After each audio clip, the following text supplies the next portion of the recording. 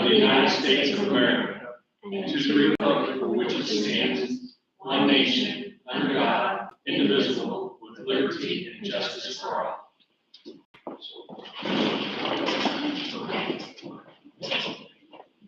to the July board meeting. The Pledge of Allegiance, we're going to, every month we go over some aspect of the vision, mission, or core statement. So this month we're on to vision and mission. So our vision is engaging, educating, empowering everyone every day. And the mission statement is the Bloomfield School District engages our students in learning, educates our students' academic and life skills, empowers our students for the future, and embraces everyone's differences every day. At this time, we'll review any public comments on the agenda items. I don't think we have any. Okay, since no one's here. Recognitions, Bloomfield Elementary School. Mr. Riggleman, would you please? I do not have any at this time. It's summertime. A lot of construction going on, not much else. Maybe had some catch up to do from previous. I have a recognition for the elementary. So during the Street Fest, Aaron's Purpose, we were invited to have a big part in the kids zone, I think they called it. Mr. Dean, Mr. Ribbleman, like, it was huge. Like, the kids, like, flopped. I am so sorry. But they were, it was just fantastic. It was awesome to see, and not just that, Mr.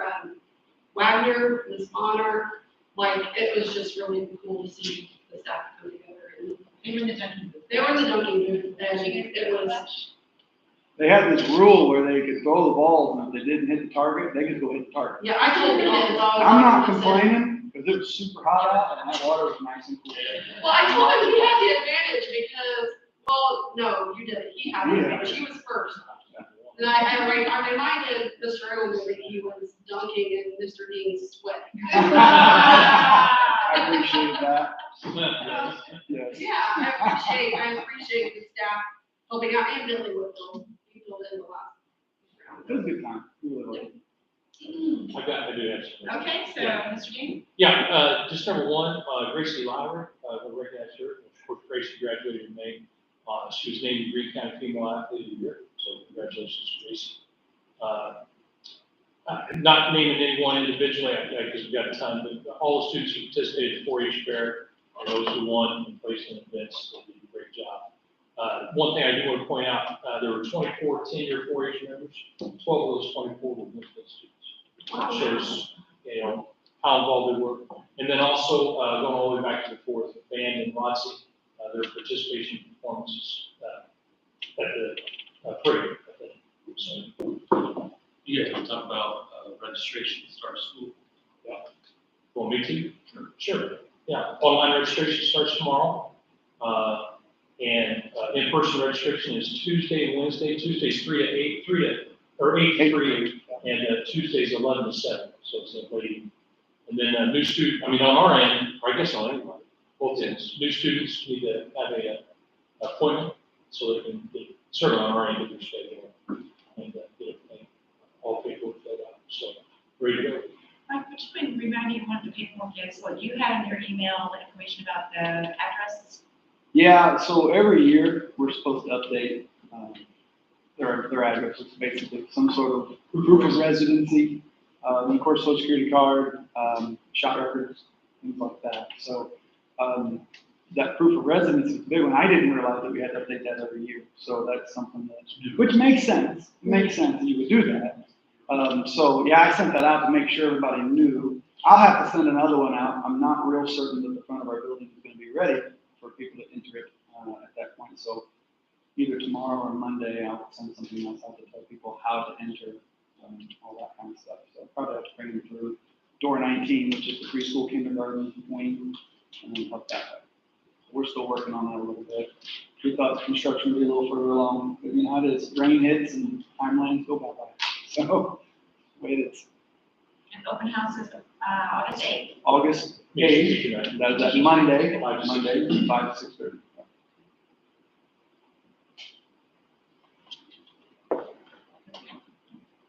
The consent agenda, meeting minutes. Yeah, so in general, we got the minutes from the June board meeting. We have the treasurer's report, which includes the appropriation fund report, claims, and bank.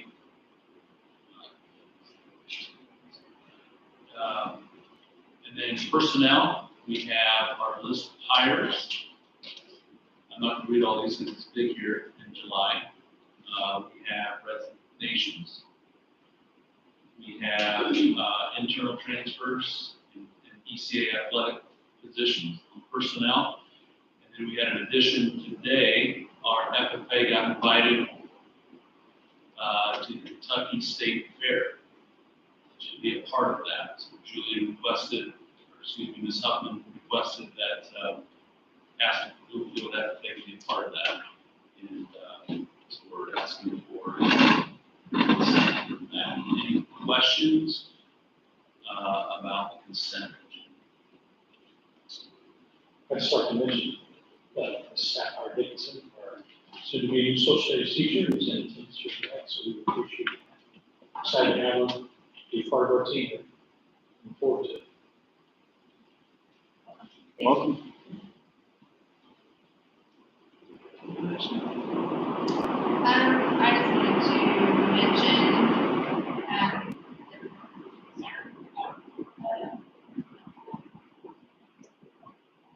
hires.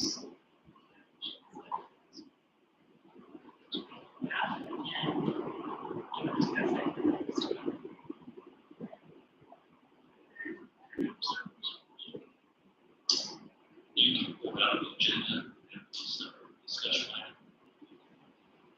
The rest of it, that's it.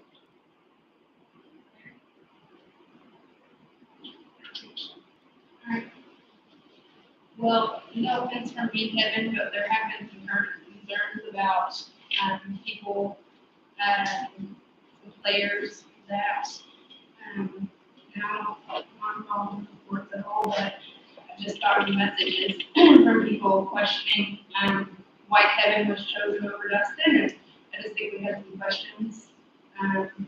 People had questions, and just wanted some opinions. So I don't know if we should discuss that first, and then go.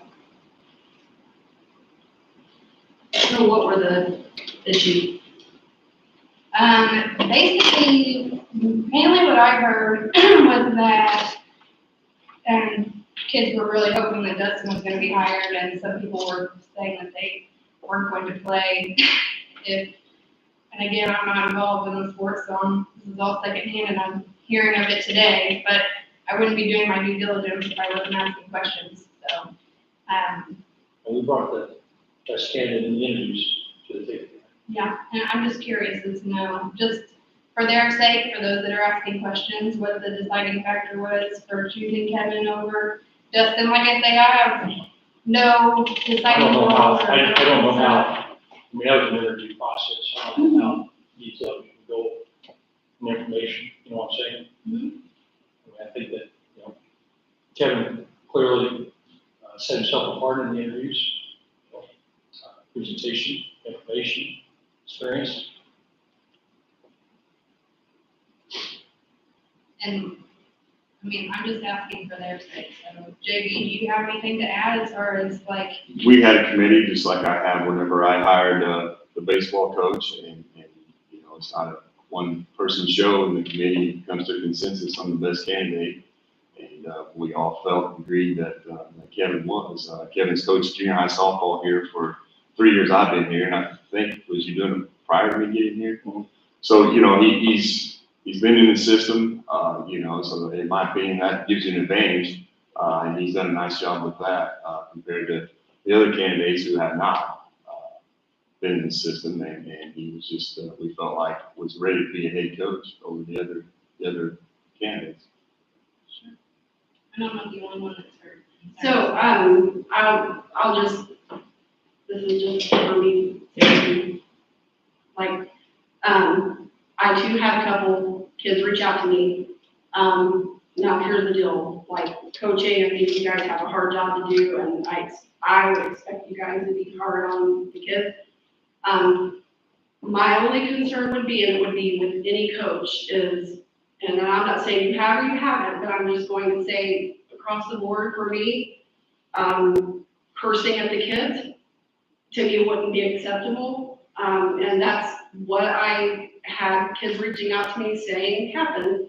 So I'm just saying, you know, as we go forward, I don't think that that would be an expectation that I would want to have kids saying continue to happen, regardless of what sport it is. If there's a difference between, you know, coaching a kid and being hard on them and pushing them. But, so, anyway, that's all I would have to say. In my 3 years, I have had zero reports on Coach McIntosh at the junior high softball, and he was junior high cross country coach for 2 years. So there's not been anything reported to me yet. So. Yeah, I just, since we're talking about it. And I mean, no disrespect or no offense, I just felt obligated to question since I've been hearing these concerns today. I've been there. And like I said, I'll be doing my due diligence without asking questions. If I can speak to the cussing at a kid though thing, that's something I've never done. Have I said some bad words? Yes. Cussing at a kid, never. Yeah. Nor would I. I think it goes without saying that we just want, I mean, you guys do too, excuse me, want the best for our kids and we want them to have a positive experience and we want them to be encouraged and supported and lifted up as opposed to run down, and we just want to make sure that they're treated with respect just like everyone else. And so that goes with all sports, that we just want to make sure that they are treated fairly and well and with, we want our coaches to have high moral standards. I know, so. I'm curious of something else entirely, because I've seen some massive changes in how our baseball program fundraising is happening. And I'm curious if you were going to be doing something next with the softball program. Yeah, I spoke to that during my interview a little bit.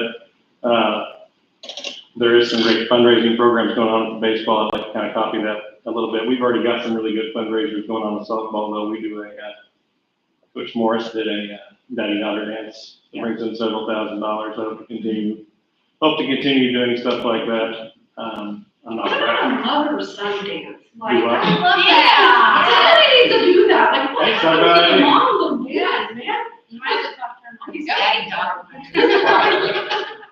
I'm just saying.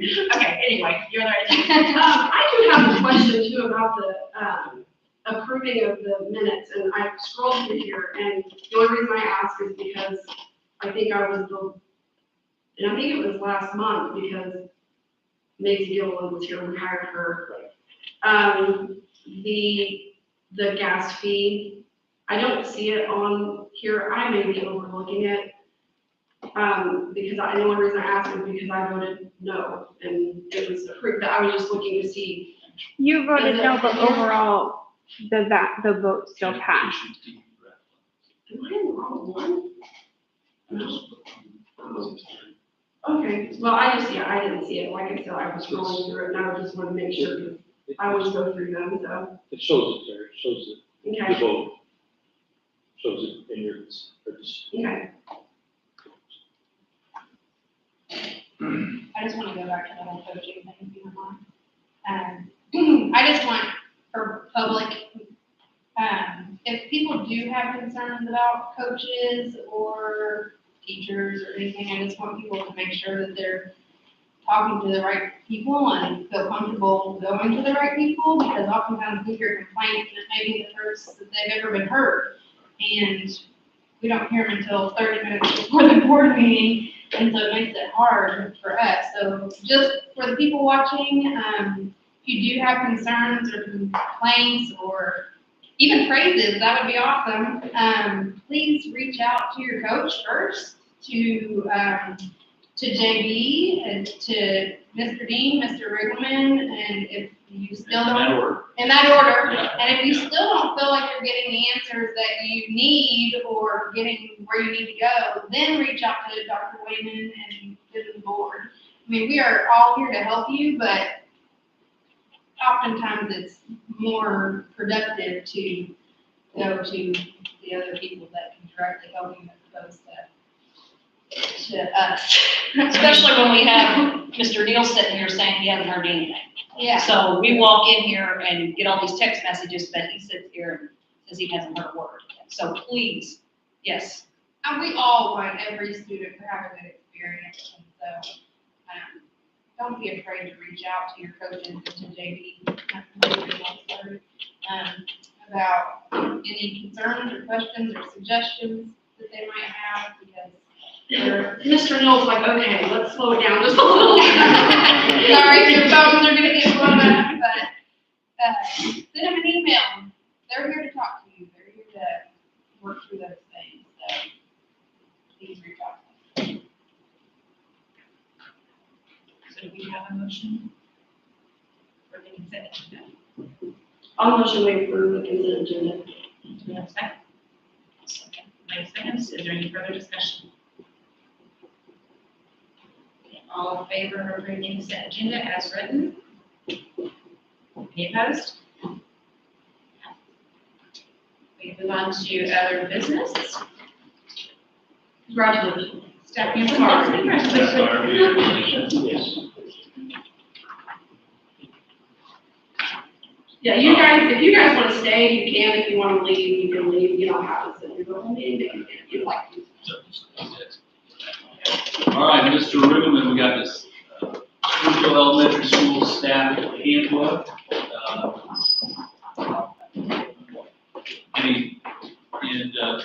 I meant to put this in executive content, and I forgot to, just so the board knows, these were time to be updated. I believe they worked with both Mr. Dean and Mr. Riggleman, worked with their staff to update that. We also had them, we sent that to Lisa Tanzel, the ISBA school attorney, to look at it, to make sure there's no language in there that could set us up for litigation. So she has looked at that as well. She had some updates. So I just wanted to state that we can do each separate. You just going to be updates. No, he's actually, I don't think he's. These aren't updates, no, I'm trying to get ready for the item results. I will say my handbook is a brand new handbook. We didn't have a staff handbook for the elementary. So when I created mine, I looked at several, Dr. Landon shared one with me that he had through South Adams. I called some of the people that I reported from here. I worked at Edgewood, so I got one of their handbooks. Also, grabbed Mr. Dean's handbook so that we can be cohesive what our handbook said. And he adjusted, I think, some of his as well. So mine is brand new. And of course, the corporate lawyer also gave us a lot of suggestions. Save us some heartache later down the line if it wasn't worded properly, stuff like that. So if you have any questions on it, let me know. I would have to go through the whole handbook. Is it brand new? I like the Cardinal Gift Program.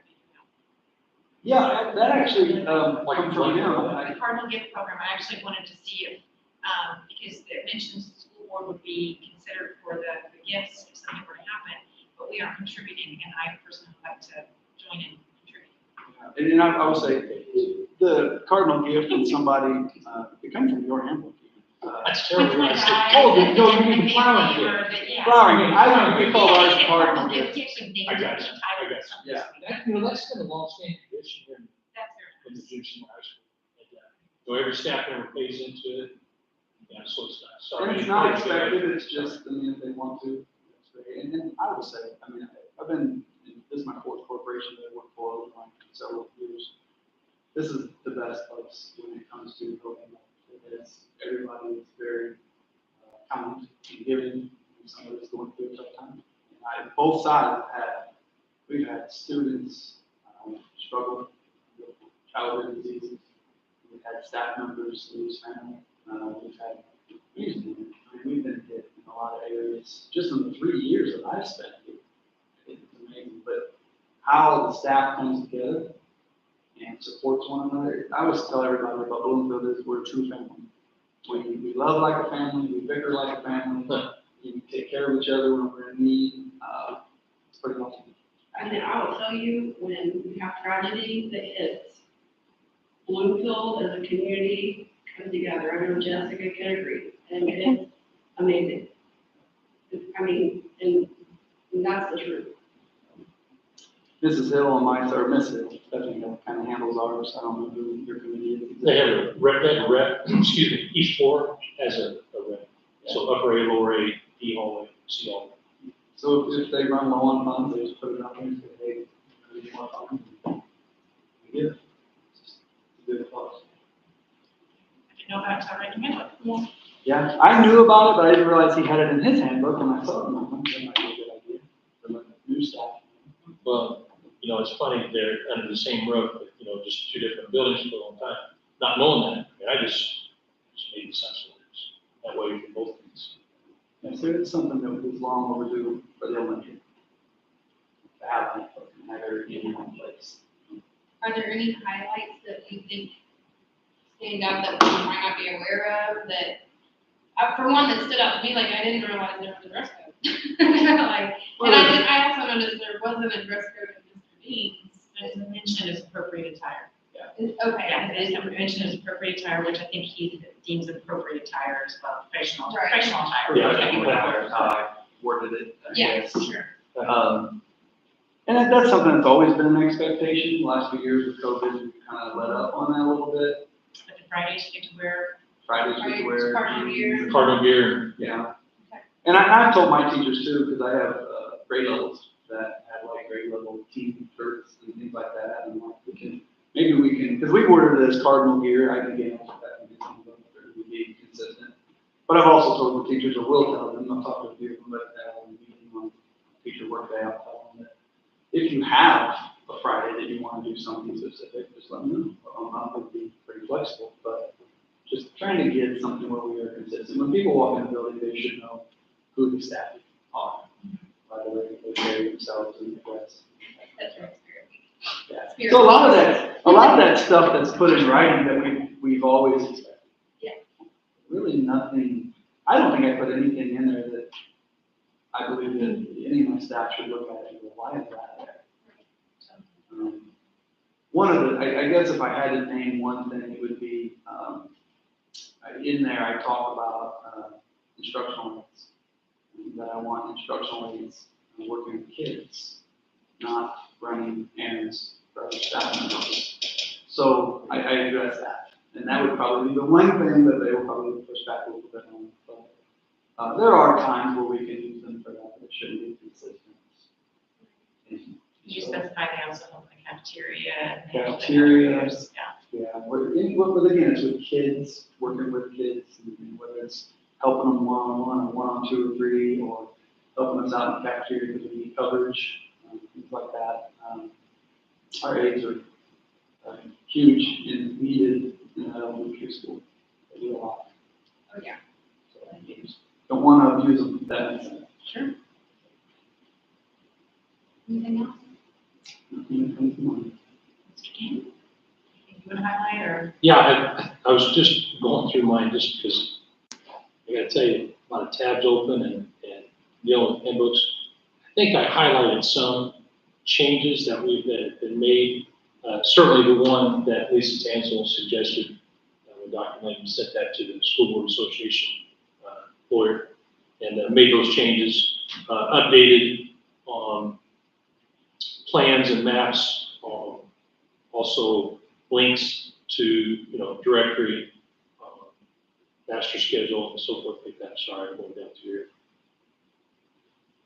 Shannon says, my scrolling is very slow. It's like, well, scroll one finger down through. But I think I did have, sorry, in the, well, some of that was, like I said, what Lisa Tansel had put in there. One thing that we didn't have in, but I put in about the students in the pledge. Not having to do it, but yet still not disrupting others with that. Did have, going back to our passes, the students having passes in the agenda book in the back, and use that, and not to send students to another classroom without receiving permission, just to reiterate that. So that book will be going with them in between when they're in the Yeah, hallway, yeah, correct? Yeah, we're getting, and that'll be be great, and we'll get them into that habit again, so, that'll be a little thing. The teacher dress code, you mentioned that, and like I said, I did it Fridays. The workday schedule, had that in there, I highlighted that, so I think that may have been something. One thing that I did add, I did highlight was the grading scale, with the 4.3 next to the side, our weighted scale, which is in the student handbook, our weighted scale, and then examples of calculating semester grades and what they're based on. And I think that's it, I believe. Pretty much, I mean, other than that, there wasn't really a whole lot of changes other than staff. One thing that we did have in there that I did, and I'm glad that Lisa put that in there, but about students and assignments and grading assignments when they're not in the building, maybe they're suspended. Per Indiana code, they're allowed to make that work up. That's not always been the case. So. I noticed on both years, there's a link for the faculty emails and et cetera. Will that be included in the handbook so that the parents have access, or I'm sorry, this is for faculty, so, but do you include it, or does the faculty have access to that Google sheet? Because when I click on it, I can't see it. I'm not sure what you're talking about. It is, but it just. Yeah. No. Probably if you're not logged in, you have, I'd say the Google sheet, you probably have to be logged into a Google account. Being a faculty handbook, everyone has a Google account. Which I have one, so it usually goes straight to, but I keep getting access tonight. You know which one it was? When I click on the one in the high school, I hit MS High School Staff Directory. I get unique access, I can request it. So it's page 12.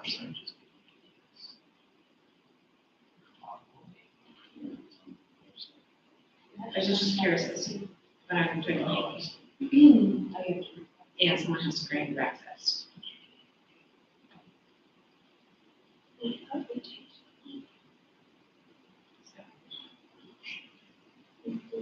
But if you have access for the teachers to view it, then it's not a problem, but otherwise you can't actually see the information. And the same thing with the room schedule and all the links.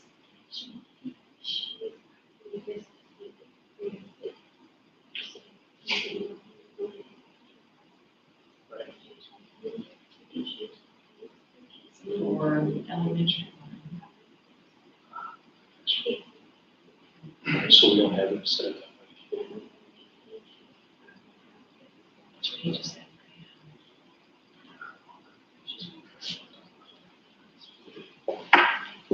Mr. Rickman, it looks like it's on page 11 on yours, at the very bottom.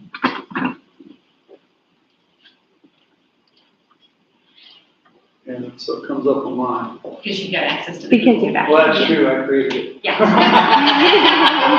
better act like it might have something to do with it. But you might want to make sure the teachers can actually access it. Yeah. There's not an issue with that. Yeah, we can. Well, I think share they that. can, because what first thing I did when I finally got stuff together is I sent it to my committee of teachers to look over it. And then they brought back several things that they wanted me to reword or adjust. No one mentioned that. Now, I'm assuming they clicked on those links. Maybe they They did. might not. They may not have. I didn't ask, so they may not. And it's, yeah, I'm pretty positive staff can get to it, but, make sure on that, but in terms of like other people, usually the staff can make sure. Yeah, so just, I wanted to make sure it actually worked. Because even your Safe Schools Crisis Plan is a link as well. So I was just, when none of the links were working, I'm like, that could be, if I was a faculty member and my links aren't working, I would, You were in Google. I'm looking on mine to see. yeah, I have access to Google, but. Does anyone can do, or only? Yeah, you have to Yeah. access. I mean, You have to give them. you have to give them access. So if they can't get to it, all they have to do is ask for access and you can provide it. Well, my staff should already have access to all those things, so it really shouldn't be an issue. Well, no, I mean, the faculty director. Right. So they can access it. So, Mr. Dean, I see we have arm wrestling now. Yeah, we've had, yeah, we got our wrestling club. It was that White Sluter and, Oh, go figure. I can't remember, 2 or 3 kids got that. Yeah. You know, I tell them, they got an idea for a club, and they get a adult Like a sponsor. Marble cups. Yeah, Marble Club shoes, I love that. No, I mean, you can start a bingo club. Right? Yeah. The bingo We had club, an man, exchange student and her goal here was to play bingo. We took her for bingo. And then she loved it and bought her a bingo kit, she bought a full for her club. you know, the funny thing about that was they would make games, or not games, they would make Oh, we bought prizes. prizes. Oh, Yeah. yeah, we had to go This to big the was like Dollar the Tree. grand lunch on Tuesdays. 63. Exactly. It Well, because she thought was we an could accident. say that that's what A little bit of excitement there. was fun. That's true. That t-shirt. I love bingo. Congratulations.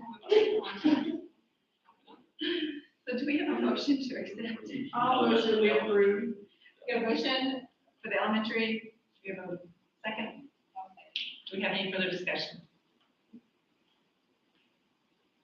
Okay, all those in favor of approving the elementary staff handbook? Anyone opposed? 0? Okay, and since we were already talking about the middle school and high school, do we have a motion for the middle school and high school? Ladies, motion, Kate seconds. Any more discussion? All those approve? Any opposed? Okay. The VHS 2022-2023 textbook rental adjustment. I can't believe we're saying these numbers. Any questions? Yeah, I'll give you just a little backdrop real quick. IHSA has, there's a shortage of officials, not just in basketball, but other sports. It's really prominent in baseball and softball this spring. And so they've been working as an association across the state to try to, populate that group and get younger people interested. So they have an initiative, we're going to be a pilot school to provide officiating class, and we're going to tie that into our elective PE, our advanced PE class. We'll be doing it 1 day a week on Fridays. Of course, Mr. Guckley is a licensed IHSA official, and so what we're doing here is not a split. I think it says $25. It's actually $50. I'm going to cover half, and then we put that on for the kids, and then they will have their membership or. So get an actual license. They will be able to get an actual license out with this. That's cool. Yeah, it really is. Umpires, because we are always short on umpires. I know, right? And the thing, when we initially said this, we were sitting down and thinking about this in the spring. I was like, let's do the big ones. Let's do volleyball, basketball, baseball, softball. We're the official in the meeting like that. And we were like, okay, it's a lot, but we'll work that. It was $50 a sport. And we're like, zero, tailor it back a bit and go. And so, Is that for all grades, like every, it's not just for seniors, but it's for like all? right, so yeah, 9 to Anyone 12. in high school? 9 to 12. Or Actually, we could like 10 to 12. alternate that, like 1 year do referee, 1 year do, or 1 year do Mhm, volleyball, yeah. That way they have access to 4. They're gonna need to kind of reduce the price, but it's just a balance. Is there a way we can help out on that price? Is there something we could, like a fundraiser or something we can do to put money toward that? To help cover the cost for some of these people to get involved? Right, we could always do that, what I did this year was just, they need to have some skin in the game, so instead of paying the full amount, they're just paying half, I will cover the other half, which I think it was total $12.60. It'll be about between $12.60 if we adjust numbers, maybe up a little bit, down a little bit, so it wasn't too bad. Be nice if we could get the seniors that just graduated, like out of baseball, to have them come back and help out of the evenings. I'm thinking, give the parents that yell at the referees that have no clue what the rules are, need to be in this class. That would be fun. How long is the Something license? to see. Eagle Eye. How long is the license? I'm not sure, I'm not sure, they haven't, She asked how long the license. I bet it's yearly. I don't know bet how you long know they that. have to do. Is it just an annual renewal on the license or? It's so when you get it, and I don't know if they've changed it now, but when I had mine, once you got your license, you always had your license. You just As long as you were doing an X amount of games. Right. So, you keep it that way. You only ever have to pay it in if you let it go. And then walk back in. It'd be, I'm excited to see how, you know, as you, Do you know how many students are? yeah, right now we have 36 in 2 sections. And elective PD.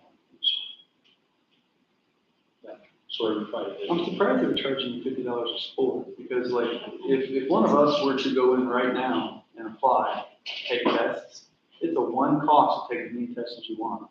I'm shocked they do. I know, and I mean, I don't have the detailed information in front of me and what it all entails. It was an eye opener, but it was $50. Like, yeah, scale back a little bit. Too excited. Do we have a motion for this? Okay, is there a motion? Do you have a second? I'll second. Do we Who have any passed the motion, I'm sorry? I, Thank you. they both second, so I don't know which one you're gonna take. Okay. Do we have any further discussion on the additional fee? Okay, all those in favor? Any opposed? All right, next on the agenda is the budget workshop for the 2023 and bus replacement and CPF plan. I sent you the presentation I'm going to go through. It's a link there. So July is the budget preparation month for the following year for 2023. So we worked hard to get that ready. And second page here is the calendar. So tonight I'm going to ask for approval to advertise the budget. And then before the next meeting, August 25th, we'll have a public hearing so that the public can comment after we advertise the budget, which we have to advertise 10 days or before the public hearing. And then September 29th, we'll ask the board to adopt the budget, CPF plan budget. So that's the calendar for that. And just a reminder, our school budget is an education fund, operation fund, which includes the capital projects, transportation and bus replacement, part of the operation fund. It used to be different, put that in, all into the operations fund, the debt service fund, and the rainy day fund. As far as the education fund, it's largely dependent on our ADM, which is our average daily membership. And so I put the average, some of these were just 1 day, some of these were 2 days. So the state has gone back and forth between having 1 ADM day at the beginning of the year and then 2 in spring. So some of these are the average of 2, some are just the only 1 they had. So you can see how our ADM fluctuates. And we're always conservative on this when you budget. So last year, we budgeted, I think, on 796. And if you look at 21-22, our average ADM ended up being 816. So I kind of take a rough average of the last 5 or so years. All right, what our decline is, and based it on that. So we based our budget on the 810 ADM this year. We don't know what that we hope, hoping it's at least 810, so. We can adjust regardless. So, the education fund is not as big a deal to budget correctly right now because there's no tax rate, no levy involved. So it's just totally based on ADM. So when we get that ADM here in September, we adjust that budget. For education fund, you can see what our cash balance is. As a general rule, you like to have 3 months of expenditures in your cash balance, and we have that. And we had the deficit spending the last 2 years, and so far this year, this is again only 6 months of the year. So this does not include potential pay raises we'll have with collective bargaining, so it's good. There's a difference right there, because plans to be an increase of teachers' pay for part of this last 6 months. But right now, that's our difference in our, we're in the positive right now, 44,000. New teacher pay laws that will affect us in the education fund. We have to use 45% of the education fund for teacher salaries, and we're right at that. Yeah, I did not, I think it's about where we're at. That was actually what it was last year. Change that, but we're out right there this year as well. And then within 2 years, and now that's 1 year, contracted teachers that would be this year must make at least $40,000. And I did not edit the bottom of that, so I apologize. Our lowest teacher salary now is $37,300. So we'll have to increase a similar amount. Our goal in those 2 years was to get it to 40. And so our plan is to do that this year. The collective bargaining and the bargaining is where, unless it drastically goes down, we may not be able to afford that with deficit spending. So the plan is to get all contracted teachers to at least 40,000. That doesn't include benefits. No benefits, just that. It's just that.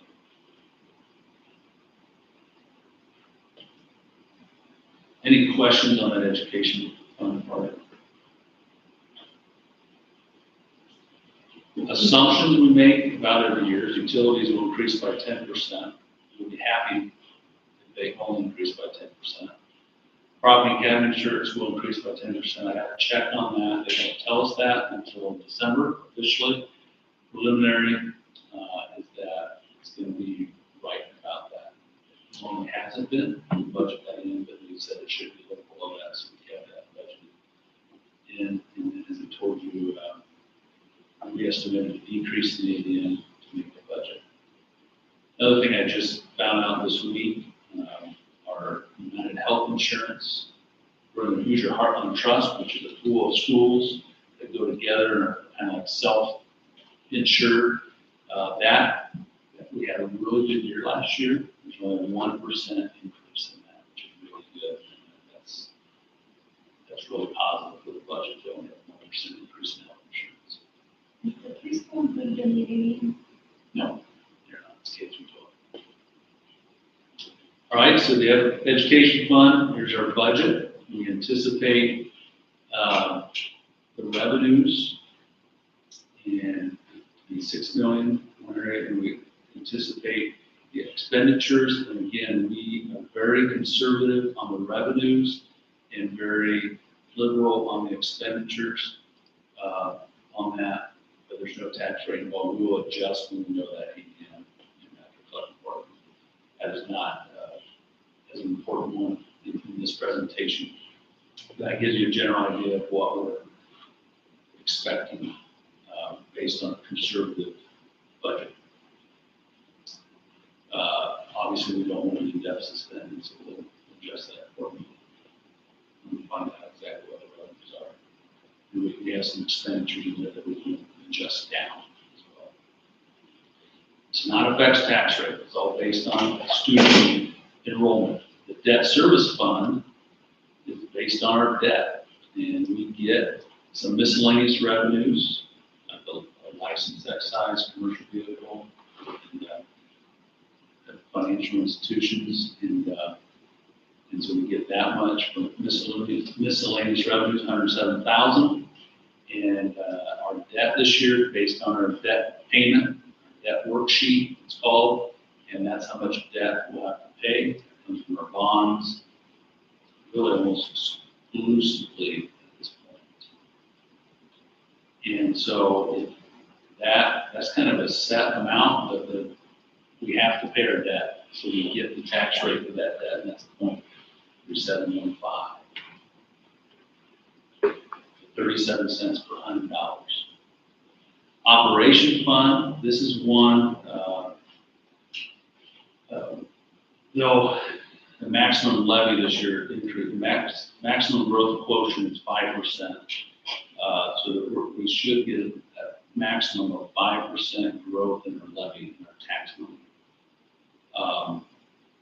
But we want to, when we budget, we want to budget above that.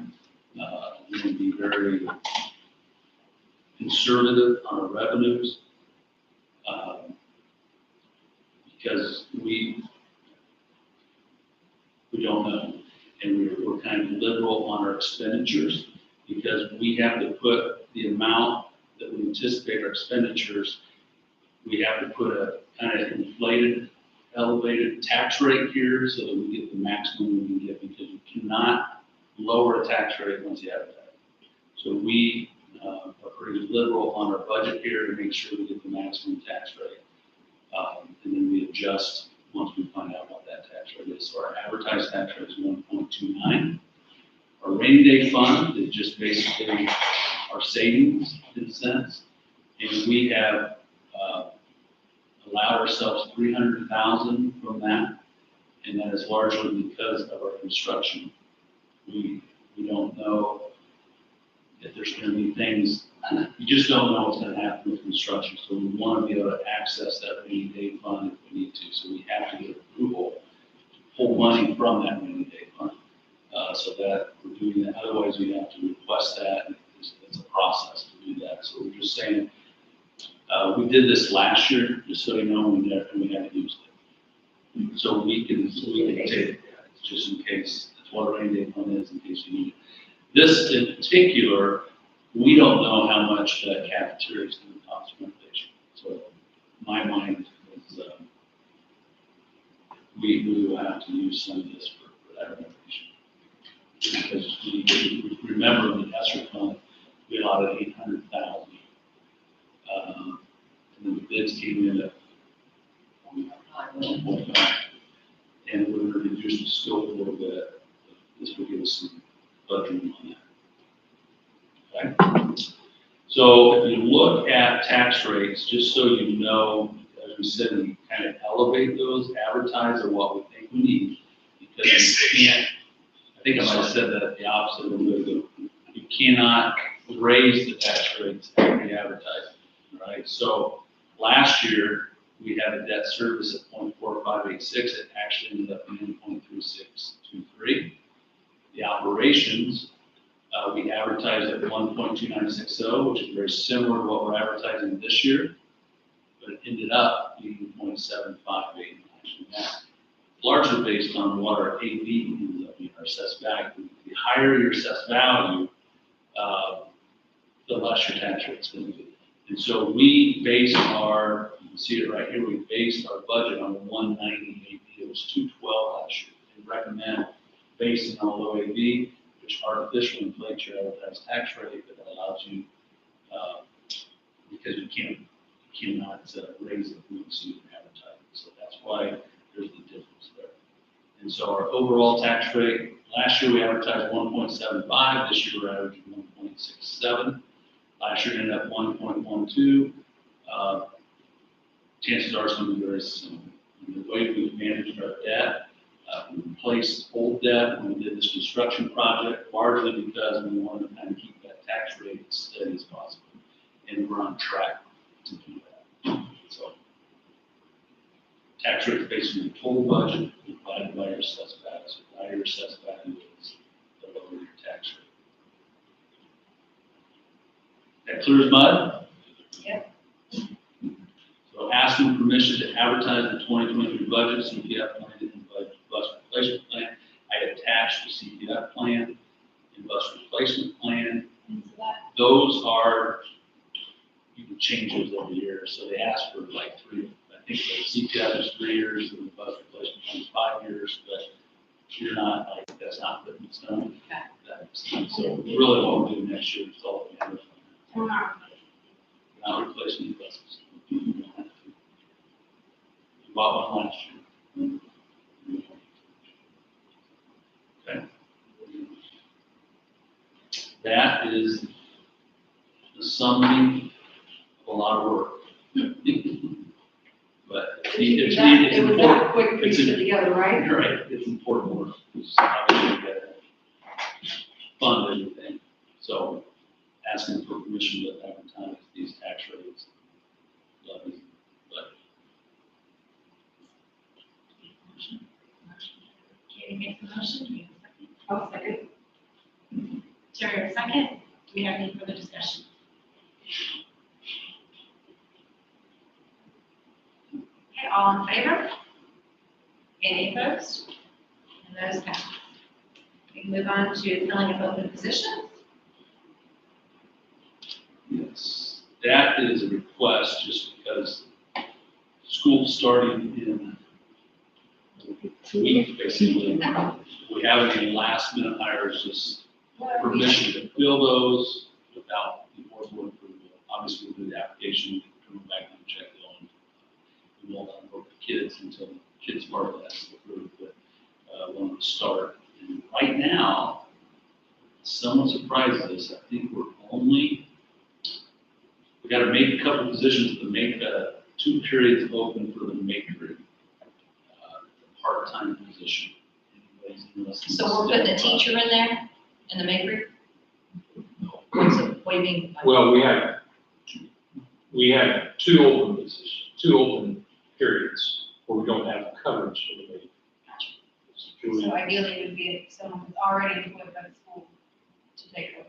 Yeah, or some capacity. Or someone's part-time. Or someone's part-time who wants to do that part-time. That was our instructional assistant, because I was just looking at our job postings on the school pages, it's updated. That is, yes, that is the instructional facilitator position. Yeah, it's a subtle difference between assistant and facilitator. They will be running that class, that portion by themselves. Yeah. So if they're assistant, you're with the teacher. So this would have to be a facilitator that have to learn the makery things. Right. Have to be So the trained, facilitator would be, helping with projects during those action periods, 6 and 7, I think. Yes. Is there a potential for that to be more class periods? Like, would that help to open up some of the teachers that are already in there now, if someone was interested in more? So ideally, the ideal situation is have somebody full time. Yeah, right. That's what we're I guess. considering. And that's what we'd like to work with. Right now, this just helps fill in a couple of gaps that we have. How many periods is that classroom used in there? You mean the maker, Yes. Julie's in there 2 periods. Katie's in there 1.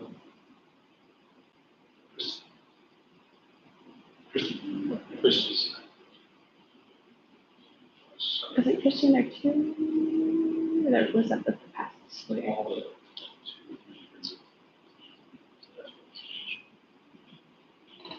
Now, does any of the 4 periods. Does any of the elementary go up there and use that also? They can't. I don't know if they They do, they set it up with whoever's on. So it would benefit them if we did have that extra person in there, so elementary could go up there a little more with it. But Any teacher Yeah. could, any class. one. any teacher can take them in there and use the facility. Yeah, facilitator is not there to create lessons for them, it's Right. to integrate the digital fabrication that they have with the project that they want to do. Yeah, whatever it takes to get that room used more, that's the whole purpose of it, so Right. that's what we want to work toward. Where do we stand with, SRO? We, Marvin, Jordan will be a starter. Jordan has to go to academy. Cody. Cody Montero. I was like, Jordan. I'm sorry, I'm the licensed Jordan. Cody, And, Cody is not in so on we'll it. start off as is, we applied for the school safety grant. to make that a good position.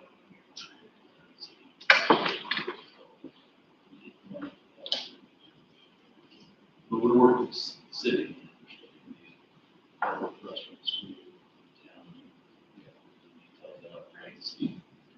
But eventually we'll have our own, and we don't have to, What's that? eventually we'll have our own, and we'll have someone here all the time. Right. Not have to go to court appearances and stuff like that. That's what we want. Good question. And so that's the only position that's open in the maker here. That's when, I believe. All our so. teachers are not on. All of our teachers are filled. We are looking for a bus driver for combined route 2 and 3, and teachers assistants for the after-school program. There's 2 openings right now. Is the Well, they're morning, still open, do you want to use? She's still interviewing. Right. Mhm. the morning positions are filled? There isn't a morning program this year. It's just after school. Okay. Yep, so all of the teaching positions for that after-school program are filled. They are just continuing the hiring process or interviewing process to hire 2 of those spots for instructional assistants. So what is our holdup for assistance? What are we running into that we can't get assistance? Just Or, applications. Or, yeah, anything, what is? I- do we I have did anybody? Just so receive, you know, we had a co-op board meeting today. 20 paraprofessional job openings. So, It's just across and the we, board for everything. we had Nurse, zero, everything. zero applicants. You trying to make me feel good for the first day of school? That's what. Watch you laugh. we did receive 1 application Watch your weapon, early knock this me off evening that bus. with interest in the after-school program for teaching assistant. So I have to pass that on to Rachel. I mean, I'm not saying it's our fault, but like when you're talking about, when you were going through the budget and you were talking teacher salary, or like Emily, she's gonna be there in 2 years. I mean, y'all teachers, like, it takes a special person to be a teacher and to stay with it, because the college that you pick, and you're coming out and they're making $37,000 a year. Teachers assistants, it's not a great paying position, so I see why. And it's not just Bluefield, it's everywhere, it's just, people aren't like knocking the door down to become teachers and teacher assistants. I mean, Teachers either, professionals across. it's just, it's everything, but especially teachers, when, I mean, it's, What is our starting? come on, for government, like. Assistant, 10. 10? 10 is the first, and it steps up to step 5 is 1205 right now. Remember I raised that last year, Yes, because it was below 10, and like, everybody's at least get paid. Exactly. I think last year it was 9. We- I know we She's a raised good that. job. Is it comparable to what other schools are paying now? Yeah. Oh, yeah, Mhm. so, I mean, I just think it's everywhere, everybody, teaching in general, Well, keep in mind, education, schools, working in school. with the after-school program, you're also asking people to come in at a time that a lot of their kids are going home. Yeah. Their Yeah. spouses are going home. It's not a glorified position. 3 to 5, whatever, somewhere in there. So maybe we need somebody to fill the period 6, 7 from the makery and then just move right on to the after school. Well, That would be that was our plan. Oh, really? And that we're with one of our after-school teachers, and she took a full-time job. And so it didn't work out for us. So now we're- And there's no benefits with the assistant. So would it be on the bad side if we did offer more per hour to try to see if that would help, since we don't offer Well, any benefits? Or no, just for the assistants that we need, paras and stuff, and here in the school? Or, yeah, just do it as a position. Since they're not getting any benefits, they're not full-time.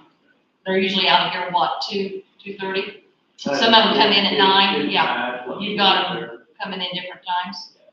But I know you depend on them because they help you out in the classes half year and, Well, some of them help me out in the morning, getting kids off the buses, some of them help me out in the afternoon, getting them to their parents and on the buses. And of course, throughout the day. So, yeah, it's kind of a scheduling nightmare sometimes when you have a lot of part-time people that you're really relying on. It's hard. We make it work. And, instructional assistants, they also have to become paraprofessionals. Yep. To keep that position. So that's, they do the study, they take the test. Last year we had 2 or 3 we take it, and they were just nervous wreck.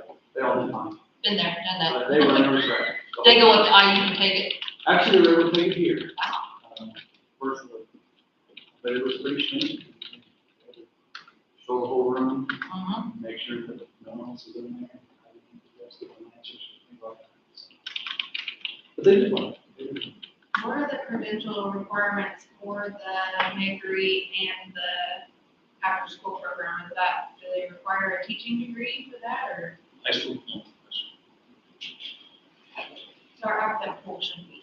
Because it could be a college student who, is studying from home or only commutes, and so a college student would be an ideal person. For someone that's just retired, that's just wants a little bit of a part-time job. We could, that's a good point on college kid, student, that maybe they don't have class on Tuesdays and Thursdays. We don't have it. Would you, in your science major, maybe you want to be a science teacher, or just an elementary teacher, that'd be a great part-time gig. I don't know if you guys know, that's a good thought, where the college student could just come in and learn some of that stuff, that'd be great. There's a lot that are going to Ivy Tech or they're commuting to, closer schools. Emily commutes to Vincennes, she has 2 days a week, her schedule this semester, 4 hours between classes on 2 days. But she's going to actually do this and go to the schools and see that 4 hours, is there anything that I can do? Yeah, at Vincennes, because that's where she'll be. Yeah, respectful her. So back to it. Sorry. So that is just permission What to happens bill. when you have all women here? We're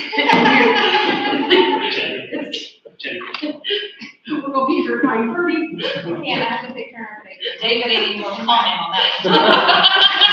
He's well trained. You gotta do a better job of keeping us on the. I only have sisters. Justin, come sit with us. I'm gonna be here all night. We have a motion, do I have a second? I'll second. I missed to pass the motion. What? Katie. Thank you. I'll do a second. Any other further discussion? No. Discussion. So all in favor? Any opposed? At least we're all in agreement. Yes. Okay, we still have more to go. I-Learn and AP score summaries, Mr. Riggleman. Okay, Dazzle us, babe. so, Babe. Now we're really. let me turn this on. So, I kind of took our scores, I compared them 3 ways. First two sides, I broke them down by the grade level, and how each grade level did. I compared them to the state averages first. I compared them to local schools, like I did last year, second. This year, I was able to also add some slides and compare to ourselves. How did we do this year compared to last year, or last year compared to before? I don't need to say that. So we'll just kind of, some that don't look real great, and some that look, there's some good news in there too. So first, we start here, grades 3, 4, and 5, ELA, proficiency rates. As you can see, 3rd grade, the state averages in blue, our averages, or our percentages are in red. So 3rd grade actually is above the state average, 4th grade below, 5th grade below, but a little bit closer to that state average. School our size, when you talk about, 3%, we have 1 or 2 kids that just missed it.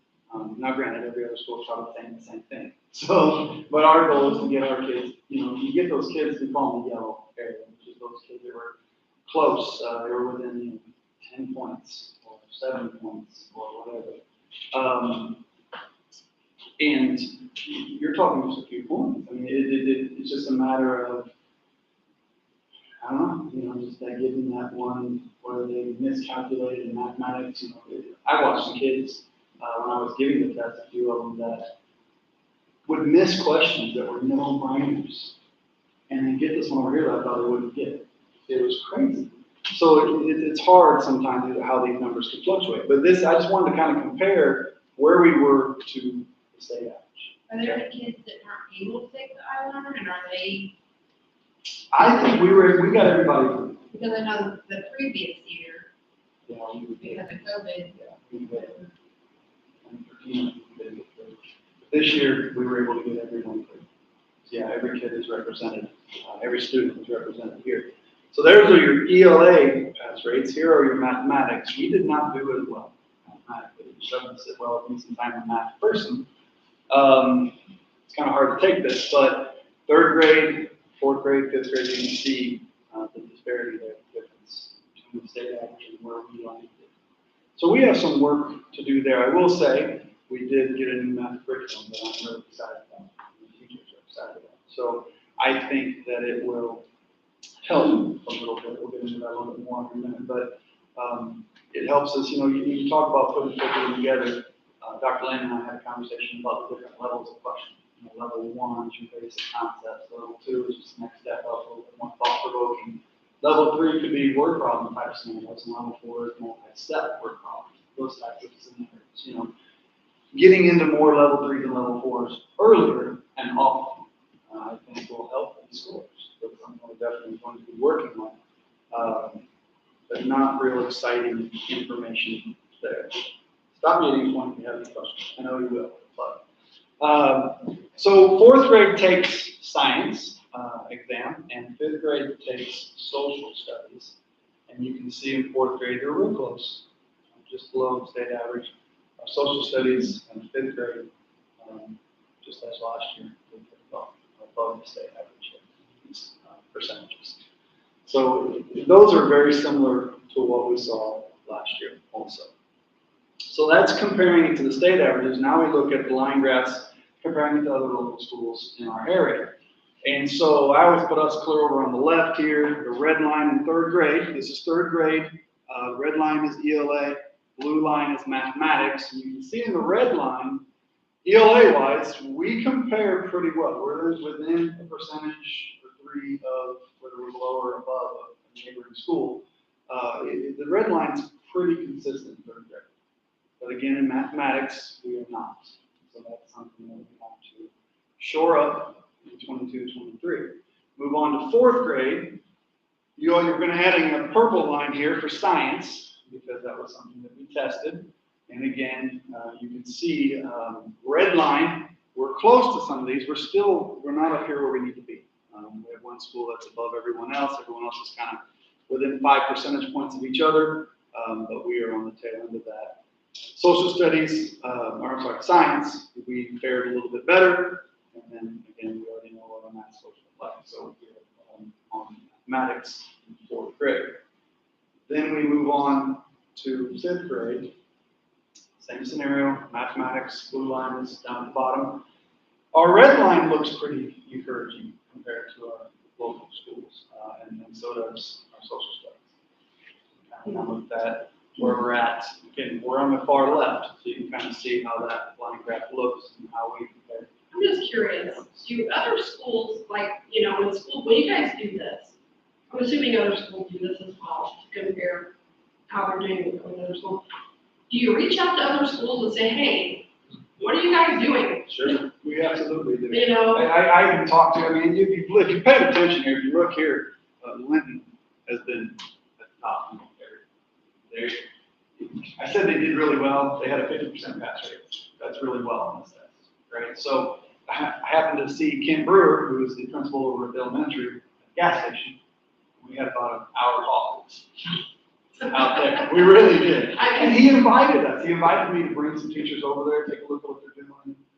They have a Did you take him up on that? Absolutely. Yeah. Absolutely. And I've already talked to some teachers about that, about getting at least one per grade over. Just go over there and pick the brains of those that they did well. They did well. They're doing something that maybe we're missing a little bit. And it could be that they're teaching more of those level 3 and level 4 Well, and that's why I say, are the as schools, simple as that, or maybe more intensive.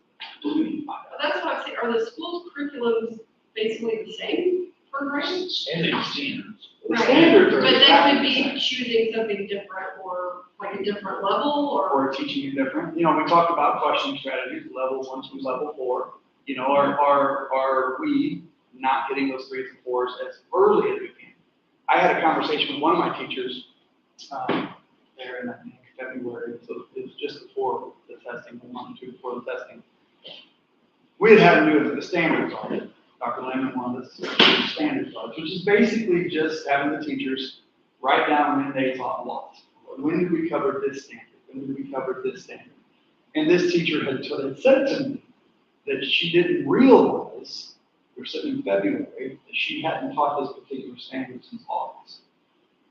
So when you teach a standard, you still got to bring that standard around. And you got to know that you're reteaching it, or at least getting it back in front of the students on a consistent basis, so that they don't forget that knowledge, or they don't lose that. You know, it's just like with us, if you're not doing it all the time. You know, I did real well in calculus in college. Loved calculus in college. But I haven't done calculus in 20 years. So how am I going to do if one of Dave's students comes and says, will you sit down with me and show me calculus? I still remember some of it, but I don't remember to the level I'm going to really be a lot of help to them. They're going to spend more time teaching me than I'm going to spend teaching them, right? To get me caught up. So you got to constantly spiral those standards through, and it could be something like that. So it's worth looking at. It's worth. It's also worth looking at. I think it's also worth looking at too, like what kind of grades are these kids getting in those schools? Like what kind of recess time are they getting? What kind of compared to what they? Because I mean, if you're saying, you know, I don't know. Like I'd be curious to know, like the overall arching, you know, like what does that all look like? And does that play a factor in it? You know? How do they do their activities? Yeah. Ken and I talked about a lot of that stuff as well, just so you know. Or the gas station. Yeah. We sit out there for a long time. I know people walking by us going, come on, going. But that's a good point. And yes, we did. I reached out to some of my colleagues at Edgewood to talk to them about what they're doing, what curriculum they're using. Good news is this math curriculum that we chose, everyone I've talked to chose the same curriculum. Hands down, best curriculum. My teacher said that when they came back. It's going to push the kids. It's higher level thinking. You know, it's a lot of that stuff. But that also challenges the teachers, because that's a different approach from them too. That's not something we're used to doing. So it's both. And so we're doing that. So we can answer your question. Yes, we did. And half. Absolutely. And we did last year too, as well. So now this next slide is, this is the overall school comparison. So if I put it all together, every bit of it together, this is kind of how it looked on all the line graph. You know, green becomes social studies, science is purple, ELA, math stay the same as red and blue. And you can see it's where we're on the left and how we compare with other schools. So in social studies, again, we're up near the top. Science, you compared fairly well with most of the schools. A few of them did better than us, but within a few percentage points, except for the one. Math was the lowest. ELA still not where we want it. So that's just kind of an overall comparison, just using a visual so you can see it without just looking at numbers. Now, how do we do comparing the 2 years? And this is where the better news comes in. Looking at 2021 is orange, 21-22 is blue. This is third grade, ELA and math. Now, with third grade, I'm not comparing the same students. I want you to understand that, because this is the first year they take the test. So we're just looking overall how our third graders did, comparing two different groups of students. But how did we perform? The teachers like looking at this too, but ELA, big difference in how we did as a school. Mathematics, we did improve, even though it wasn't where we wanted to be, obviously, we did improve. So that's a little bit of good news compared to what we were showing a minute ago. Moving on to fourth grade, same thing. We improved across the board. ELA was close, math again close, science really made a jump. Kids like science. Yeah, right. Shows. Yeah, absolutely. So this is kind of where we're at here. And then fifth grade, all but one area. Our math did not improve. And now again, in fourth grade, I'm comparing last year's third graders to this year's fourth graders. In fifth grade, I'm comparing last year's fourth graders to this year's fifth graders. So you are looking at the same kids in these last two slides, the same students. And so here, our math went down, which is concerning. We've had a lot of talks about that already. Social studies and ELA did go up, even if ELA is not quite where we want it just yet. It did go up.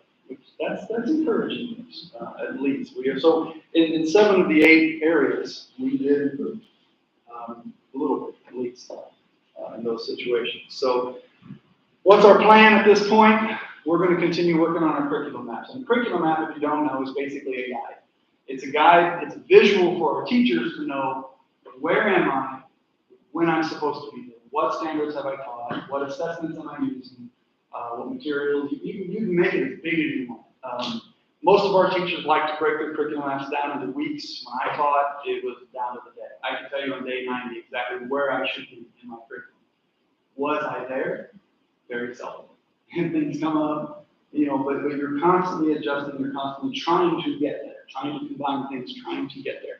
It's also a good way to get your lessons set up in a manner, as I mentioned before, to get those standards you taught early spiraled through and making sure you're revisiting those on a consistent basis. So it's good to highlight those. And that's something we really need to work on. I had them turning the curriculum maps to me last year. Some of them did okay, but can be improved, and some of them need even more improvement. So it's something we're going to focus on as a staff this year. I think that guidance, that purposeful planning is going to make a difference. 2 there says create lessons that challenge our students with multi-level questioning. I mentioned that earlier, right? Getting those level 3, level 4 types of questions in front of them.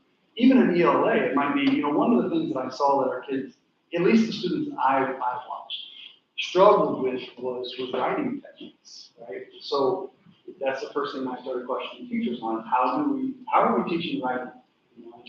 Your intro paragraph, your conclusion, your body citing where you got your information from.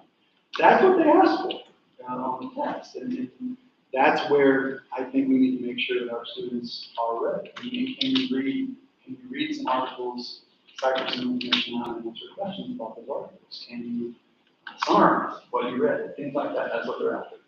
So even on ELA, it's stuff that it's going to come down to higher level and type questions. Creating quarterly assessments. We need data, right? And one thing we haven't had the last few years, when ISTEP was being taught, we got really good at that. We used a program called Acuity, and it was phenomenal. We could extract so much data from that. And it helped guide what you needed to follow up with on students. You would take assessments, I think we took it 4 times actually when I was there, and to make sure we knew how the kids were improving or not improving. And you need to know that as well. We're going to have to, since they went to iLearn, a lot of that's not out there yet. And so we're going to have to create our own quarterly assessments, at least by minute, and really bi-weekly, weekly, or bi-weekly assessments, where we can get a good picture of what students are falling behind, what students are where they need to be, things like that. And so that's something we're going to tackle as well. We decided as an administrative team to continue ClearSight. And again, what I like about ClearSight is twice a year we get to take an interim test that mimics iLearn. And my staff, I can talk about my staff would look at that and be like, oh, that's not a picture. That doesn't represent students. You take iLearn. So I think it is a good. And then they have benchmark questions as well that you can do, which I just have my teachers do. They can do that as a whole class. It's still getting in front of them, creates discussion. Students are then working on trying to solve those types of questions. So I kind of like that. The negative side of ClearSight is the data management. Other than just looking to see where they're at, it's not got a lot of great data. But that's where our quarterly assessment is. And then so our goals, more thought-provoking questions instead of basic level questions. We need to really get those higher thinking questions. Getting a lot of as much data as we can get is burden. And sitting down in our meetings and sifting through that data is going to be important. So that's going to be the point of emphasis this year. And then obviously adapt and overcome. Sometimes as educators or people in general, we get stuck in the way of quality numbers. And as society changes, you kind of got to adapt. You've got to catch up to that. So I'm not saying that's exactly what's happening, but it's definitely what's happening. And if that's what's holding back, we need to talk to I'm unhappy with that. So we're gonna get in our grade level teams, we're gonna reflect on data that we've collected and can improve our delivery. At least grade level teams, that's done on your Fridays. No, it's actually, it can be done all week. Now, he doesn't have this luxury, so I'll give that to him. But on mine, Dave has been so helpful, because a lot of times when he creates his schedule, not a lot of times, it affects my schedule. And he's been really good about allowing me to keep my grade levels with the same contracts. So all third grade has tracked at the same time. All fourth grade has tracked at the same time. They can meet every day of the week. And I can meet with them. I can't meet every day of the week, but I can choose a day of the week to meet with them. Well, they're not meeting every day either. They're not, they gotta get their stuff done. So Fridays, Fridays we'll would focus be- more on this, Right. maybe than we have. Right, so we've been pretty, our Fridays have been pretty set in stone. Do this on this Friday, do this on this Friday. And as an admin team, we talked about giving the teachers more time to review stuff like this. So, we'll talk about it, we'll get going on it. I think my teachers will, I know this as well. So, yeah, that's kind of what. Like I said, numbers aren't where we want them to be. The encouraging thing is, we did improve in most areas. So if we get a little harder, more directness, we're bound to improve. So, all right, Mr. Booth, on you. You like that one? End of slide, so I knew not to go further.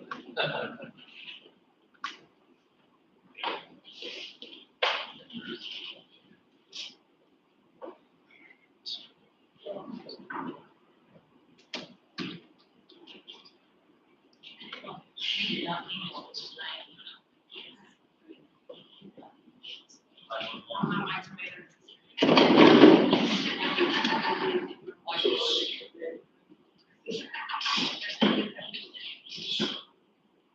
Good, that's funny. Okay, I did it seriously. Some of the things that don't be redundant with what Mike has said as far as assessments and clear sight and everything like that. So, but I'll go through, and one thing I didn't do was just different guys. I like the line graph. You can see that. I just put mine into a spreadsheet, so I'll show you that. Or make us have to take a look. They're two different, but just going through our data comparison next step.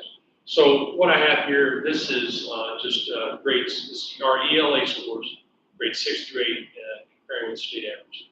You can see 25, 33, and 39 with that. This is this year's group, right, that we have, and where we are with the other students in the state of Indiana. Again, I want to reiterate what Mike said. It's just a refocus, it's a reset of what we've got. We had it, Mike mentioned acuity there. That was a part of the assessment process for the state. And with acuity came a lot of good data, and it also came with good material and resources to use to compare students. And with iLearn, it's not been that way. That's okay.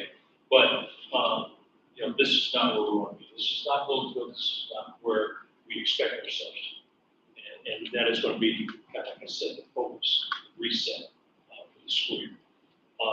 Now, this is a comparison of the cohort, so of grades. So this is 6th grade in 2021 and 6th grade in 2022. So it's not the same group of kids, just 6th grade. So you can see 35 and 25. And grade 7 and grade 8, pretty similar, pretty close. Now this next slide is going to be the cohort, meaning like this is the score they got as 5th grade, here's where they're at in 6th grade. Right? So the cohort scores for that, you can see in 2021 as 5th graders, they were 46% in ELA and 25% as 5th graders in 2021 and 6th graders in 2022. And, this would be something that we are going to dive down into, drill down into what was the factor, what factors were involved here for that to be. You can see as grade 7, so as 6th graders, they were 35, as 7th graders, they were 33. Not a whole lot of variance there. And then you can see as grade 8, as 7th graders, they were 34%, and as 8th graders, they were 39%. So an increase going up with that. But, you know, these numbers, you look at them in percentages, well, what does that mean? That means you can identify, from 35 to 33, it could be something, it could be 1 to 2 students, right? Considering our size. You got 51 students that you're testing, so the margin of error is not great. But a drop, like we had there from 5th to 6th, what is that? Is that a drop that we historically saw from 6th grade to 7th grade? I don't know. Those are things that we will look at. Next up, I have the math scores. So just the same way. 6th grade 27, grade 7 17, grade 8 30%. You can see how they compare to the state average. A comparison from grade to grade. So 6th grade in 2021 to 6th grade in 2022. You can see what they did as far as grade 6, grade 7, grade 8. And then the cohort, so in 2021 as 5th graders, they scored 15%, but as 6th graders, they were 27%. That's the trajectory that you want to see going through that. Now, grade 7, they were 25% as 6th graders, 17% as 7th graders. Again, what is a factor in that? Those are things that we will look at going through the data and looking at the students. So going through the data means taking the individual student reports and seeing where they scored, where their deficiencies were, if they had gaps in that. And then as you can see, there are 8th graders. As 7th graders in 2021, they were 27%. As 8th graders, they were 30% in 2022. Now, science. We have here, I went all the way back because science is not tested every year. So as 4th graders, they were 39%, right? As 6th graders, at 29%, and the state average is 39%. Again, what was that drop? When I get into what we're going to continue with our next steps, I'll miss that. But those are things that we're looking at is granted, there's a 2-year gap between 4th and 6th grade, but what was the difference that made it into that from 39 to 20? And then I also threw in biology, because biology in high school, you can see there that the state average was 30%. We were at 22% this year, and in 2021, biology score was 14. Now, this is something that of course, Kim Wright, our our biology teacher, came in January. She's aware of this. She was like, kind of talking through, and we just said that. I said, listen, these are areas you're starting in. You got a full year, or you've got half year in, starting this year. These are things that we're covering, and it really goes back to our curriculum on our next steps here. So, next steps. So we're going to build upon our initiative, our work from last year. I like what Dr. Layman stated. Good luck with that, right? No problem. I was actually really moving along here. So, but the CIA, the curriculum, instruction, and assessment. So, knowing and covering state standards and curriculum, continuing with our curriculum mapping, understanding some of that's where it's based. The instruction, utilizing effective strategies to cover the content standards. The assessment. This is one of Mike's goals, and similar in ours, what we had. Effective questioning. That's what it comes down to. I put there, you can read it through knowledge, to challenge students rather than just hitting the details of the facts. And I go back to this goes back dates a little bit. It goes back to when we did the RISE pilot. And I can't remember. It was like 2010, 11, somewhere in that time. But we went through. When I say we, myself and Mrs. Royal, when she was in the assistant principal position, went through teacher assessments and, to the best of our ability, identified level 1 questions and level 2 questions, which are that details, facts, rote memorization. Nothing wrong with them. You got to have those, right? But it's not. It shouldn't make up the entire assessment, right?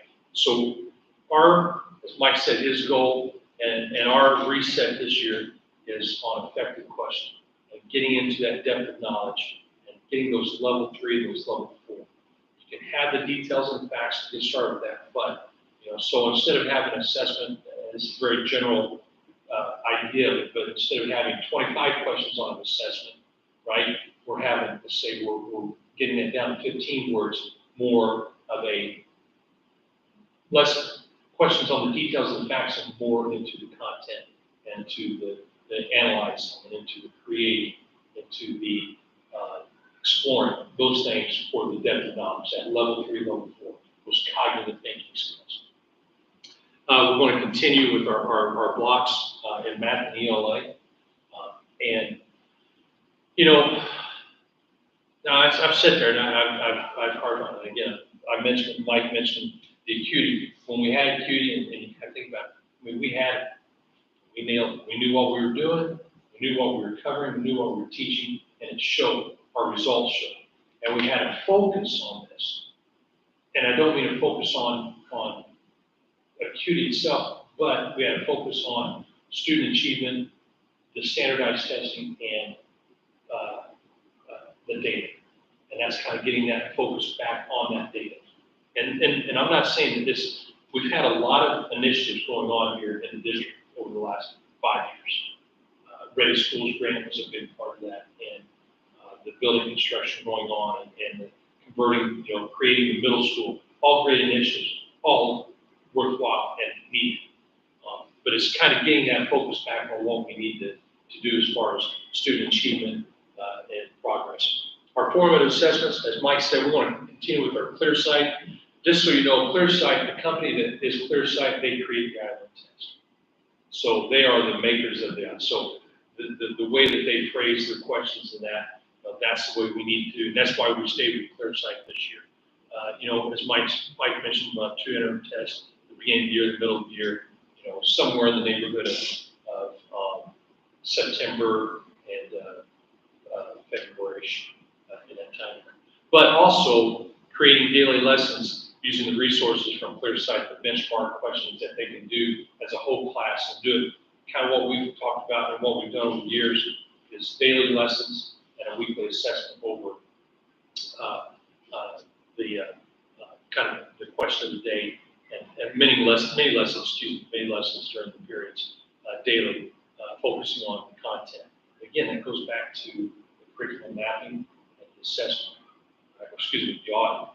Are you covering your standards? What are our standards asking, and how are we mapping that out? And then we'll also be looking again to create our own formative assessment to be done quarterly. That's a big undertaking, but it's doable for sure. And that's a change because we've not had that. We had acuity for a long time. We went to, I can't even remember what the name of it was. It's changed names a couple different times. And then we ended up with ClearSight. And I think, as Mike mentioned, being able to create our own assessments, our own quarterly assessments, and having that data to go on, and having the teachers have ownership in that is pretty powerful. And that's what we'll be on our end, and I know as well as Mike, but on our end, having those discussions. And again, we're talking middle school here. High school, and I haven't got into that, high school assessment is the SAT.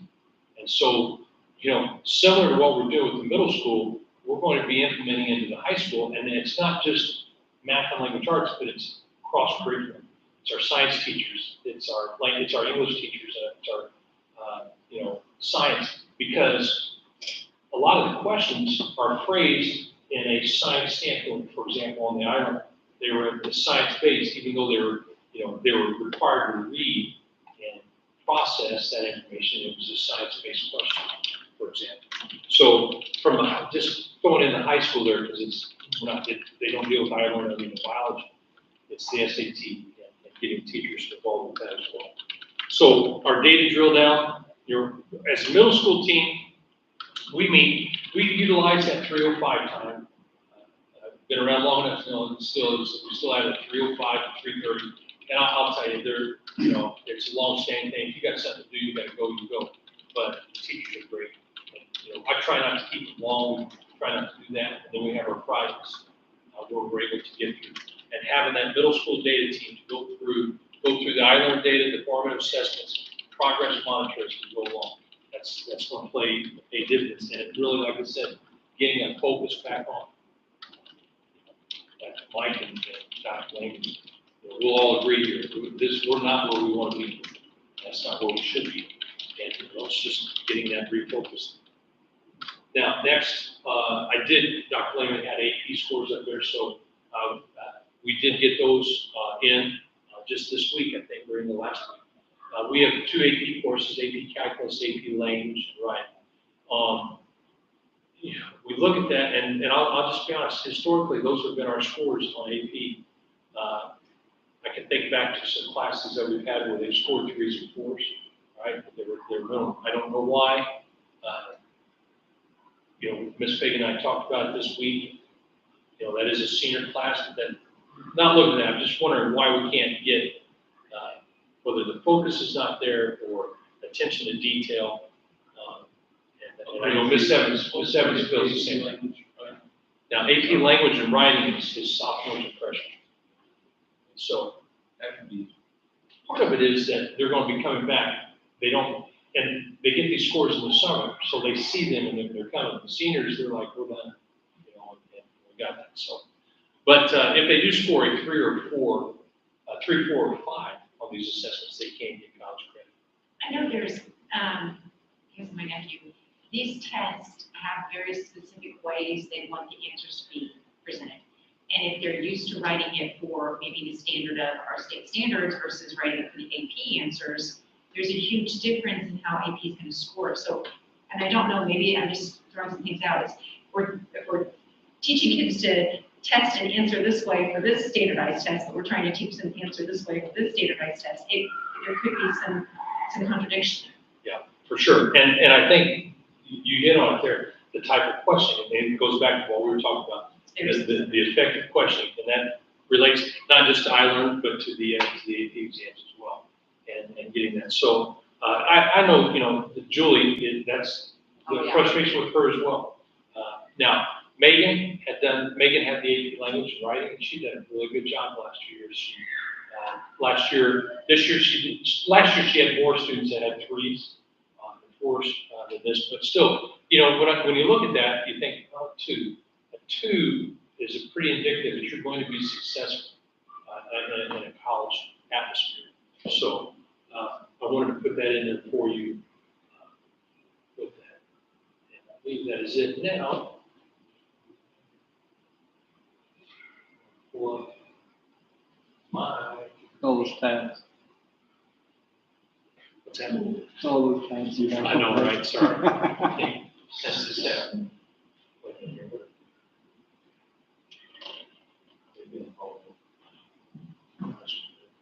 Sorry, that's an early college. All right. So what we have here is a comparison of the county schools. All right. This, by the way, this information is available on the Indiana DOE website. You go to data and assessments. I can't remember exactly. It's not too far. It's like the third one down into there. But so I'm going to look here at 6th grade is the turquoise, 7th grade is the green, and then I'll screen over. Here's ELA. You can see where we were at for grade 6, 26%. Not where we need to be in comparison to the other schools in the county. You scan over and you look at 7th grade ELA, and you can see there we're more right in line. Look at that, 33, 34, 32, 32, 32.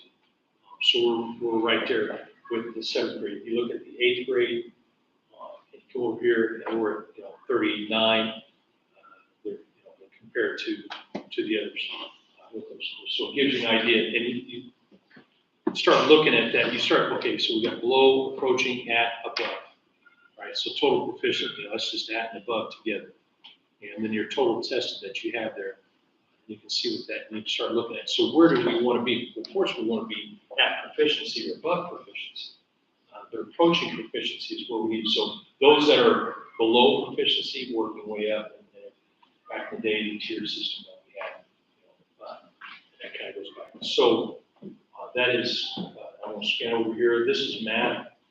The reason I had this created is this is what my teachers will get. We'll be looking through this.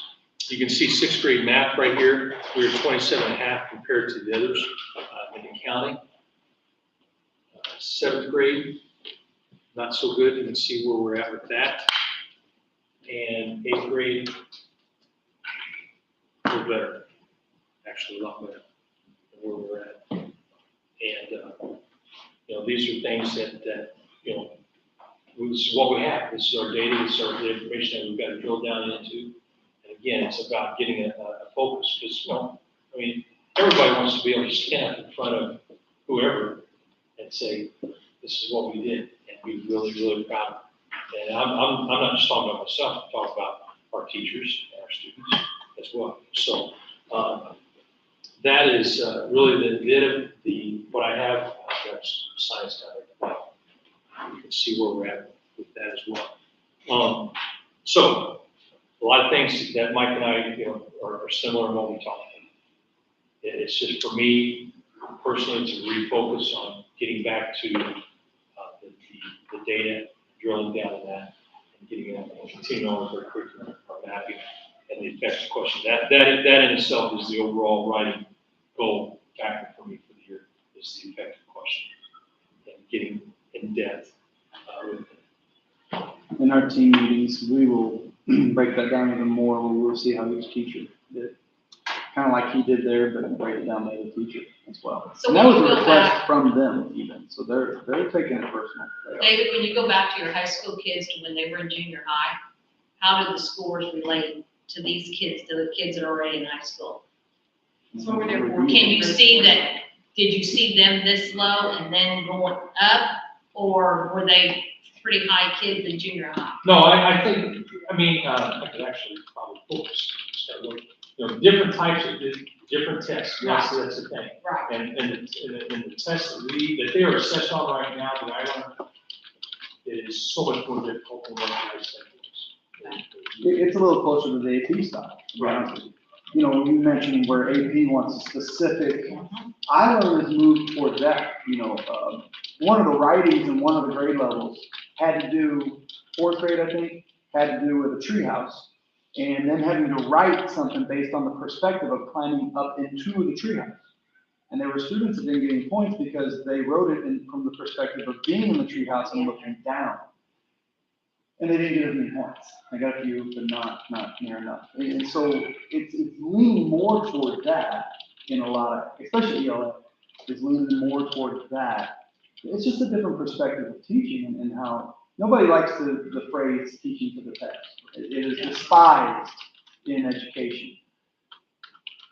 But as long as you're not compromising the standards and what the students are supposed to know, you still are gauged by that. And so you have to get your kids ready to be successful. Just like you have to get them ready for the AP exams in college for many kids. You have to get them ready to do well on this as well. It's perspective.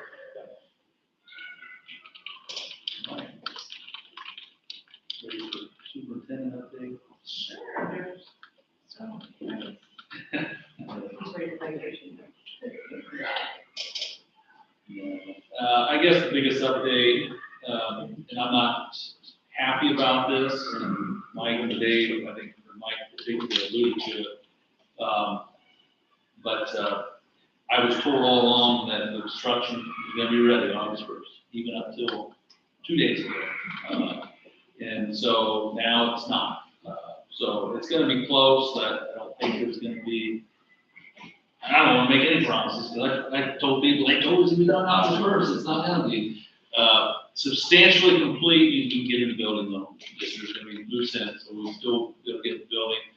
The blacktop is literally, it's right at August 8th at night, unless it rains more, then it's gonna get pushed back. So hopefully within that first week, so we're gonna have to do bus drop off, more than likely, like we did last year to start, and hopefully it'll be done soon, and parking like we did last year. The canopy, may or may not be done. We may have to bring elementary kids in, the east end of the preschool. Are we naming the community Michael Riggleman and Debbie.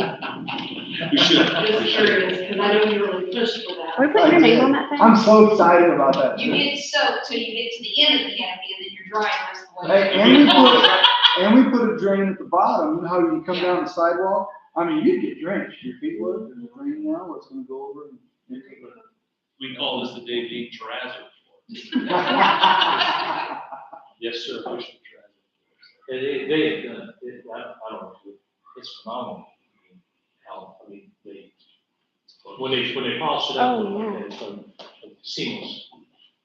So, that's, and then also, Mrs. Shaw's fifth grade room, and we're gonna get that, and, I don't know who you're putting in the basement. Mrs. Cunningham, The elevator in there. the elevator will not be ready, The elevator's probably not- until Christmas if we're lucky. Wow. So it's all blocked off. Yeah. and you're We'll be able to trying do around what we it. do. That's not ideal. But it's just, if it's not here, it's not here. And if they can't do it, sometimes they can't do it on time. Yeah. Frustrates me a little bit, of course, we just gotta be fun sometimes. So, that's probably the main thing I wanted to say. And how we, on the kitchen stuff, Yeah. Kitchen, the plan is to get a, kind of scale back, and Marie's already had some ideas. And get that out to bid, like in October, if you get it in October, you're gonna be the first to bid for some project. Part of the problem is that a little frustration, because I kept pushing, but we gotta get this bid out in the kitchen. Didn't get out until March, April, and that was one of the later bids. So we didn't get very many bids, the one we got was that $100, way high. So if we get out in October, we'll be some of the first bids for some of the projects. Makes sense? And then hopefully, if maybe the economy's balanced out a little bit, inflation's balanced out, we'll get lower prices. did we work on some of her stuff to get prepared with the We summer got order? the venting, Dale's worked on, sinks, and stuff, we felt like we could do, and we ordered this combi, that was one of the biggest needs. We're supposed to be here in September, not announced, she can make do once we have it, they're in the life, so. Yeah. It'd be good when we get those. So, those are expensive. I have a question. Guys, yes. I moved my laptop, so I'm looking at yours, the field trip. Is that considered under the consent agenda? It We is. did not. It is okay. Okay, I just wanted to make sure. Thank you. Okay. Okay, well, I was thinking that then I have to leave. Yep, we're done. Well, do we need a motion to adjourn? I make a motion. I'll motion. to Motion to adjourn. adjourn, second, we're adjourned. Thank you, everybody. We gotta sign papers. It was nice Yeah. hanging out. I don't think you can. You